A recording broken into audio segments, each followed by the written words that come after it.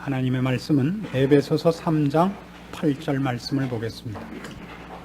신약성경 312페이지 에베소서 3장 8절 9절 말씀입니다. 모든 성도 중에 지극히 작은 자보다 더 작은 나에게 이 은혜를 주신 것은 측량할 수 없는 그리스도의 풍성을 이방인에게 전하게 하시고 영원부터 만물을 창조하신 하나님 속에 감추었던 비밀의 경륜이 어떠한 것을 드러내게 하려 하십니다. 9절 말씀까지 보았습니다.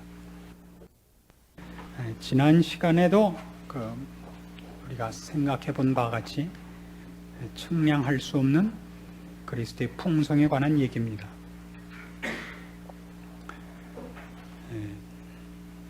우리를 향하신 하나님이 어떻게 큰 힘으로 우리에게 간섭하시사 우리가 달려가던 죄의 길과 죄의 욕망으로부터 돌이키게 하셨고 돌아설 수밖에 없게 하셨고 간섭하사 우리를 축복된 자리에 앉히셨는가 하는 얘기들을 상당히 제가 힘을 줘서 한 기억이 납니다. 구원 문제는 어느 누구도 조건을 가졌거나 먼저 구했거나 먼저 믿음이라는 조건을 제시해서 구원이라는 결과를 얻은 자는 없다고 거듭거듭 강조를 했습니다.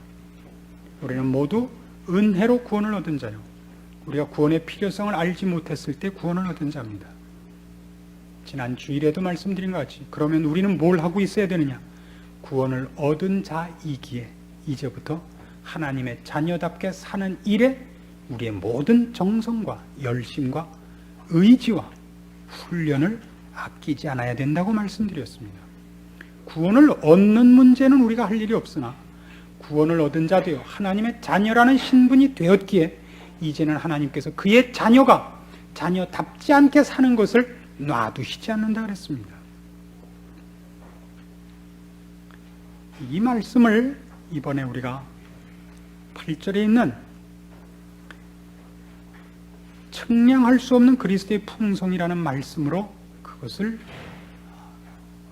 말하자면 한마디로 집약할 수 있는 것입니다. 사도 바울이 이 말씀을 쓸 때는 그의 아픈 과거가 근거가 되어 있습니다. 스데반을 죽이고 예수 믿는 자들을 핍박했던 자기를 하나님께서, 사도 바울이 언제 예수를 믿었습니까? 호기심을 가졌습니까? 필요성을 인식했습니까? 혹 믿었습니까? 그래 본 적이 없습니다. 살기가 등등해서 예수 믿는 자들을 죽이려고 다메섹을 향하여 가는데 호련히 빛이 비추며 주께서 나타나사 그를 그의 종으로 택했다고 부르셨습니다. 그것만큼 이방인을 향한 사도를 바울로 선택하면서 하나님께서 복음이 무엇이며 우리가 어떻게 구원 얻는 것이 가능한가 하는 것을 이거보다 더 잘 설명할 수는 없는 것입니다. 바울이라는 사도, 그가 사도로 부름받는 그 장면 하나만 가지고도 이것만큼 구원이 어떤 은혜와 사랑과 긍휼로 우리에게 온 것인가 하는 것을 가장 웅변적으로 설명할 수 있는 다른 말이 없고 다른 사건이 없고 이것뿐이라고 우리가 분명히 말할 수 있습니다. 그러나 이 문제가 오늘 우리에게 힘이 없는 것은 이런 이유 때문입니다. 분명히 하나님께서 우리를 측량할 수 없는 큰 사랑으로, 은혜로, 그 풍성하신 긍휼로 구해 주셨는데도 불구하고 우리가 여기 사도 바울이 쓰는 것 같이, 그가 여기 힘을 다하여 쓰는 것 같이 나에게 이 은혜를 주신 것은 측량할 수 없는 그리스도의 풍성이라 라는 말이 우리에게 감격되게 나오지 않고 이 말을 쓰는 것이 우리에게 아멘으로 받아들여지지 않는 이유는 무엇이냐 할 때 이런 이유 때문입니다.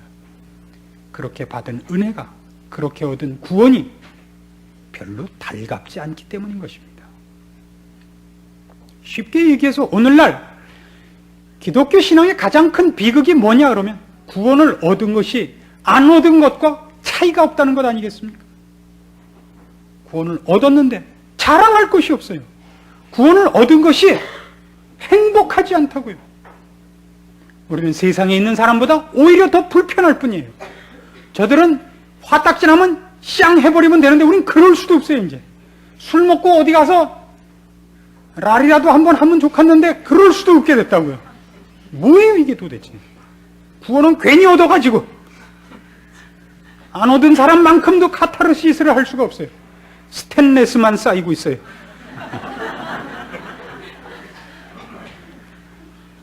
힘 있는 스트레스가 쌓이면 스테인레스가 된다 그럽니다. 녹도 쓸지 않아요. 우리는 훨씬 불행한 사람이 되어 있을 수도 있습니다.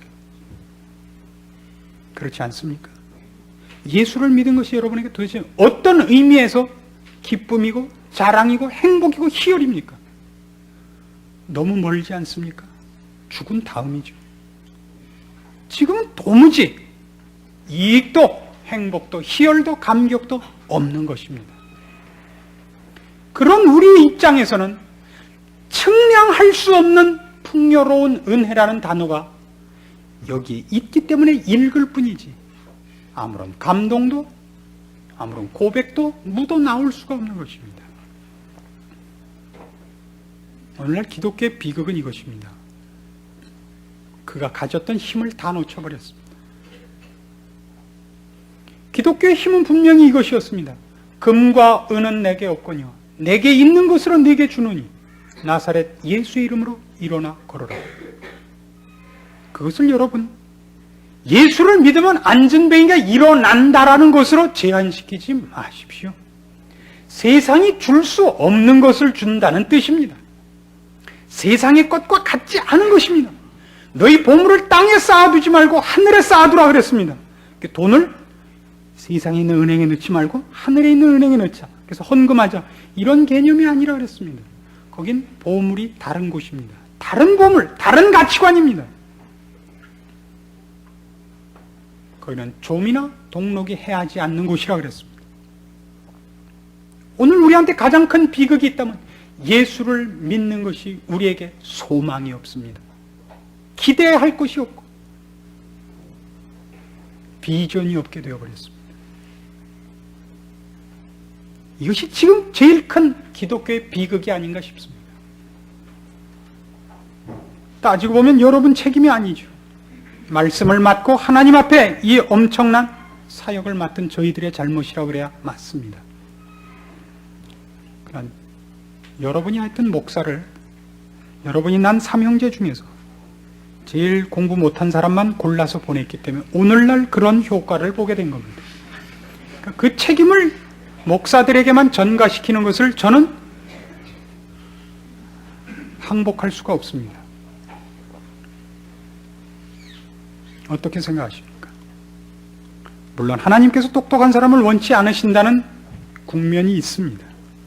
여러분께서 진심으로 하나님의 나라와 하나님의 약속들에 대하여 기대치 않고 있는 것도 사실입니다. 그럼 물론 거긴 이런 것이 선행돼야 됩니다. 무엇이 먼저냐? 항복이 먼저냐? 헌신이 먼저냐?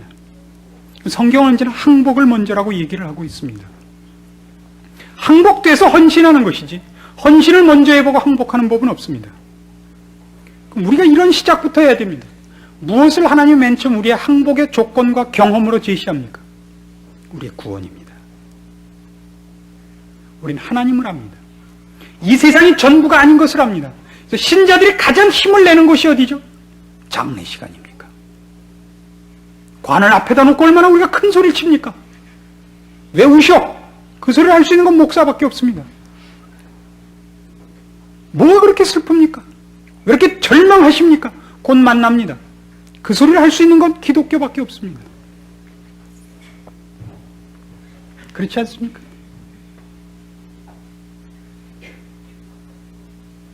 기독교가 갖고 있는 힘들이 무엇입니까?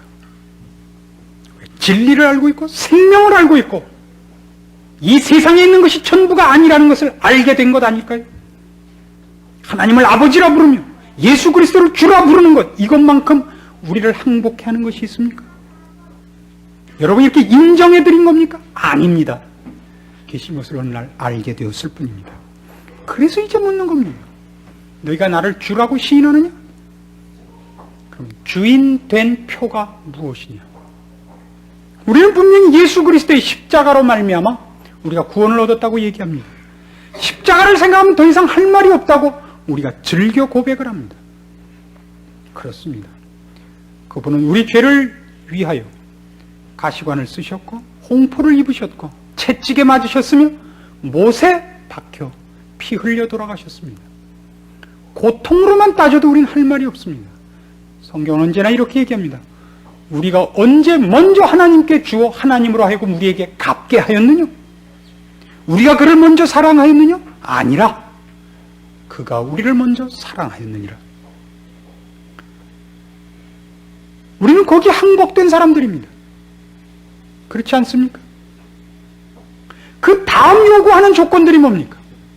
내가 너희를 위하여 몸버려 피 흘려 너를 구원했도다. 영원한 나라가 있다. 천군 천사를 불러 너를 지금 지키고 있노라. 그래서 뭘 요구하죠? 내가 가진 모든 것을 나에게 바쳐 너 세상에서 고생 좀 해라가 아닙니다. 내가 너를 구원하고 내 나라에 부르기 위하여 너에게 모험으로 가득 찬 축복과 약속과 기대해도 좋고 감격할 수 있는 모든 것으로 네 인생을 채웠노라. 성경이 우리에게 약속하는 것들입니다.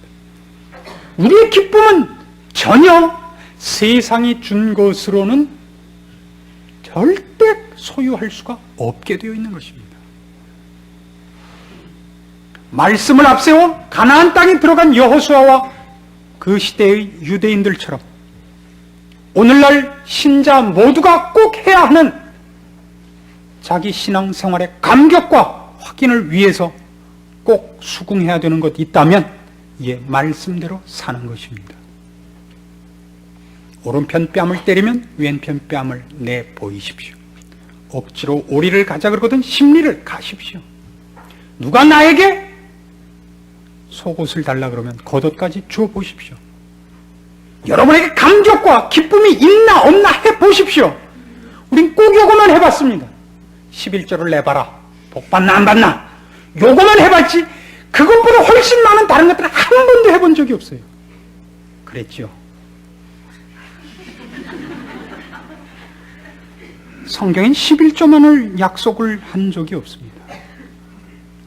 우리는 결국 신앙인이 아닙니다. 우린 다 얄팍한 샤일록들입니다. 우린 다 장사꾼에 지나지 않습니다. 그래놓고 자기가 자기의 인생을 물질과 세상의 것으로 치장하기 위해서 자기 마음껏 날뛰다가 실패해놓고 늘 누구에게 화풀이를 하냐면 꼭 하나님께 화풀이를 합니다. 거기 어디 그 인생에 측량 못할 은혜의 풍성함이 있겠습니까? 없지요. 여러분은 이렇게 얘기하실 수 있습니다. 아니 여러분 목사님은 왜 측량 못할 은혜의 풍성함 속에 사시는데 이렇게 메말르셨습니까? 목사란 자기의 영적 문제 때문에 고민하지 않습니다. 다 졸업 학점이 찼죠. 여러분 때문입니다. 전혀. 제가 왜 살이 안 찌겠습니까? 여러분의 신앙 수준과 비례해서 앞으로 제 체중이 늘기도 하고 줄기도 할 것 아니겠습니까? 이 부분에서 우리는 거의 실패했습니다. 어느 성경을 보아도 하나님께서 우리의 인생이 어려울 것이라고 얘기를 해도 불행할 것이라고 얘기하는 적은 없습니다. 찾아볼까요? 요한복음 6장을 보십시오. 요한복음 6장 35절 말씀. 예수께서 가라사대 내가 곧 생명의 떡이니 내게 오는 자는 결코 줄이지 아니할 터요 나를 믿는 자는 영원히 목마르지 아니하리라. 신자에게 약속된 것, 줄이지 않고 목마르지 않는 것은 주께 오는 것 외에는 방법이 없습니다. 여러분들께서 지금 줄이고 목마르다고 생각하십니까? 따져보십시오. 무엇에 줄이고 계시고 무엇에 목말라 계십니까? 그래놓고 누구한테 와서 화풀이하고 있습니까? 주님께서 약속한 줄이고 목마른 자들에 대한 약속은 그게 돈이고 권세고 명예입니까? 그렇지 않습니다. 주를 믿는 자에게 약속한 것은 영원한 나라의 소망과 주님께서 오늘도 그의 뒤를 쫓는 자들에게 허락하신 하나님의 사역에 동참한 그 하나님의 마음을 갖고 있는 그 들끓는 사랑과 다함없는 자비와 공혈과 사랑에 애끓는 마음들입니다. 절대 줄이지 않고 목마를 수 없습니다. 여러분은 줄이고 목마를지도 모릅니다. 여러분은 죽게 오지 않았고 세상에게 갔기 때문입니다. 마태복음 11장 28절엔 그 유명한 이런 말씀이 있죠. 수고하고 무거운 짐진 자들아 다 내게로 오라. 내가 너희를 쉬게 하리라. 29절이 뭔지 아십니까? 내가 너희들의 짐을 아무리 무거워도 다 지어주겠다. 이렇게 되어 있지 않아요. 나는 마음이 온유하고 겸손하니 내 멍에를 메고 내게 배우라. 그리하면 너희 마음이 쉼을 얻으리니 이는 내 멍에는 쉽고 내 짐은 가벼움이라 하시니라. 수고하고 무거운 자에게, 무거운 짐을 진 자에게 그걸 대신 져주겠다고 한 적이 없습니다. 우리는 이 세상을 걷는 동안 하나님을 반대하고 영적 문제에 거부한 세상 속에서 그들이 거부하고 그들이 내어쫓은 자를 믿는 자로 살기 때문에 우리도 동일한 칼날과 위협과 경멸과 오해 속을 걸어야만 됩니다. 환난과 핍박이 약속되어 있습니다. 그러나 행복할 것은 예수님께서 친히 나의 평안을 너희에게 끼치노라 라고 말씀하신 것 같이 그들의 채찍과 십자가 앞에 서신 분이 평안하셨던 것처럼 오늘 우리도 평안할 것을 약속하고 있습니다. 우리 짐을 벗겨서 어려움이 없고 고통이 없는 인생을 걷게 하시는 것이 아니라 그것이 왜 의미 있는지를 아는 곳으로 우리를 부르사 어렵고 힘듦에도 불구하고 갖고 있는 희열과 감격이 있게 하십니다. 사도 바울은 감옥 속에서 이렇게 외쳤습니다. 기뻐하라. 내가 다시 말하노니 기뻐하라. 왜 가능하죠? 예수님께서 그의 짐을 진 방법을 우리에게 요구하시는 것으로입니다. 나는 마음이 온유하고 겸손하니 내 짐을 지고 내게 배우라. 주께서 진 짐이 가볍고 주께서 진 멍에가 쉬울 리가 없습니다. 그러나 그는 그것을 왜 져야 하는지를 압니다. 그렇지 않아서는 죽을 수밖에 없는 자들을 위해서 오신 분입니다. 나는 섬김을 받으러 온 것이 아니라 섬기러 오신 것입니다. 그래서 그는 억울하지 않습니다. 그럴 것이 너무나 뻔합니다. 여러분이 이 세상에서 한 번 고통받고 여러분이 한 번 찔리고 여러분이 한 번 물리는 것으로 인하여 한 생명이 구원을 얻고 한 생명이 돌이키는 계기가 된다는 걸 아십니까? 여러분 이렇게 요구하고 있지 않습니까? 하나님, 제가 하나님을 믿었는데 왜 대접이 이것밖에 안 됩니까? 모든 사람으로 내 앞에 무릎 꿇어 예수 믿는 자 이 사람 앞에 복종하여 명령이하 꼼짝 못하는 쫄따구들이 되게 하옵소서? 아니요, 절대 그런 건 약속하지 않았습니다. 그가 찔림은 우리의 허물을 인하며 그가 상함은 우리의 죄악을 인하며 그가 채찍에 맞음으로 우리가 나음을 입었고 아세요? 그것을 위하여 우리도 아버지께서 나를 보내신 것 같이 나도 너희를 보내노라. 그래서 우리가 지금 세상에 살아있는 겁니다. 세상 사람은 우리가 누군지 모릅니다. 세상 같은 안 믿는 불신자끼리는 치고 받아도 쉬울 리가 없습니다. 한 번 치면 같이 치니까. 그러나 우리는 때리면 이쪽 내놓고 달래면 또 내놓는 사람으로 이 세상을 살도록 되어 있습니다. 그래서 그를 항복시키도록 되어 있습니다. 여러분이 지금 어떤 인생을 요구하고 있습니까? 사도 바울을 불렀듯이 측량할 수 없는 그의 은혜의 풍요함을 그것보다 더 잘 나타내겠습니까? 그를 핍박하던 자를 그의 종으로 부른다는 게 있을 수 있습니까? 기껏 우리가 용서하면 이것 아닙니까? 다시 내 눈앞에 나타나지 마. 이게 우리가 기껏 할 수 있는 은혜로운 선거일 겁니다. 아닙니다. 여러분 지금 무엇을 위해서 어떻게 살고 있습니까? 그러니까 여러분 생에 기쁨도 없고 여러분 생에 은혜라는 단어가 무엇인지를 감격할 사건이 없는 것입니다. 기독교 비전이 뭔지 아십니까? 큰 교회 짓는 겁니까? 3천만 민족을, 3천만이 아니지 이제 4천만 민족을 그리스도에게로 웃기지 마십시오. 여러분 하나의 싸움입니다. 딱 하나의 싸움입니다. 자기는 하나밖에 없기 때문입니다. 나 하나가 예수 그리스도께서 나를 위하여 오신 것 같이 살 것이냐 말 것이냐의 싸움이지 그 외에 아무것도 문제가 없습니다. 우리 교회도 우리 교계도 이 민족도 시대도 사실은 그 다음 문제들입니다. 그걸 인식하시겠습니까? 그 싸움 없이는 신앙이란 말장난에 불과합니다. 계시록 3장에 가면 이런 요구를 하고 있습니다. 14절 말씀부터 보겠습니다. 요한계시록 3장 14절, 신약성경 402페이지입니다. 라오디게아 교회의 사자에게 편지하기를, 아멘이시요 충성되고 참된 증인이시요 하나님의 창조의 근본이시니가 가라사대, 내가 네 행위를 아노니 네가 차지도 아니하고 더웁지도 아니하도다. 네가 차든지 더웁든지 하기를 원하노라. 네가 이같이 미지근하여 더웁지도 아니하고 차지도 아니하니 내 입에서 너를 토하여 내치리라. 네가 말하기를 나는 부자라, 부요하여 부족한 것이 없다 하나 네 곤고한 것과 가련한 것과 가난한 것과 눈먼 것과 벌거벗은 것을 알지 못하도다. 내가 너를 권하노니 내게서 불로 연단한 금을 사서 부요하게 하고 흰옷을 사서 입어 벌거벗은 수치를 보이지 않게 하고 안약을 사서 눈에 발라 보게 하라. 물은 내가 사랑하는 자를 책망하여 징계하노니 그러므로 네가 열심을 내라, 회개하라. 볼지어다 내가 문 밖에 서서 두드리노니 누구든지 내 음성을 듣고 문을 열면 내가 그에게로 들어가 그로 더불어 먹고 그는 나로 더불어 먹으리라.